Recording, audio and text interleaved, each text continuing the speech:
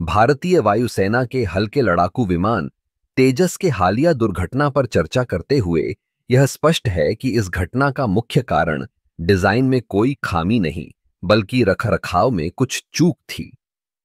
HAL के प्रमुख ने इस बात को स्पष्ट किया है कि तेजस की डिजाइन बेहद मजबूत और सक्षम है।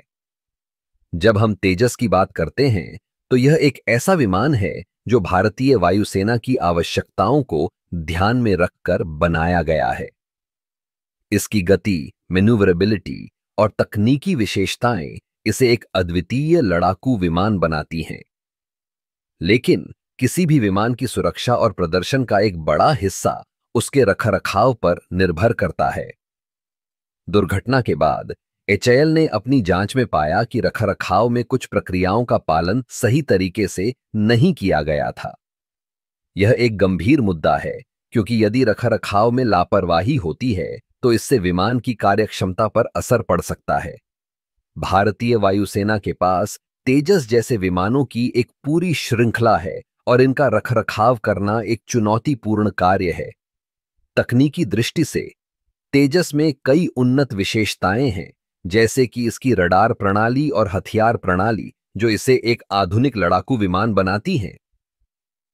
लेकिन इन सभी विशेषताओं का सही तरीके से काम करना तभी संभव है जब उन्हें सही तरीके से बनाए रखा जाए।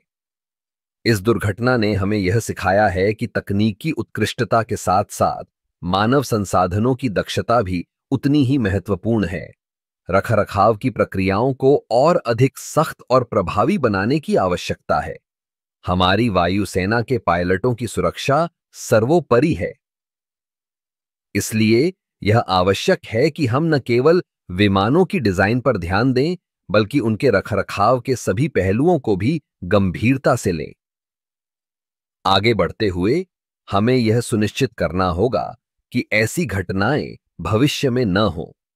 इसके लिए एचएएल और वायुसेना को मिलकर काम करना होगा, ताकि हम अपने विमानों की सुरक्षा और प्रदर्शन को और बेहतर बना सकें।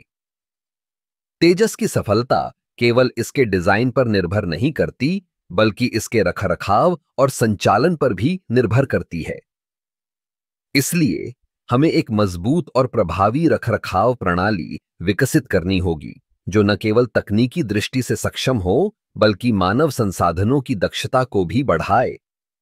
यही हमारी जिम्मेदारी है और यही हमारी वायुसेना की ताकत है।